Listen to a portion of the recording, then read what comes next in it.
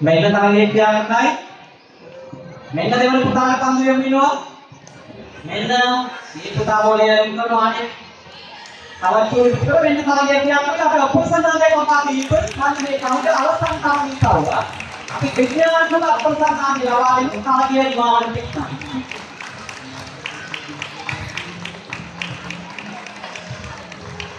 මෙන්න තරගයේ තව උණුසුම් ක්‍රියාත්මකයි.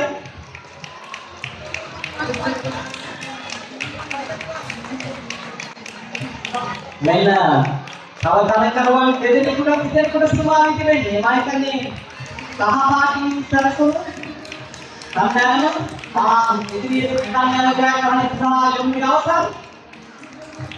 කන්‍යාව ජයග්‍රහණය කරන උණුසුම් ප්‍රසන්නාදයක් ලබා දෙමු. එලෙස අවසන් වූයේ වසර 2036 සීටි මහා තරගයේ අවසන් තරගාංගය. වෙලිසුතුමාට ආරාධනා කරනවා ජයග්‍රහක සීටි කුරුටේ නීති ආකාර දාන කිව්වසදා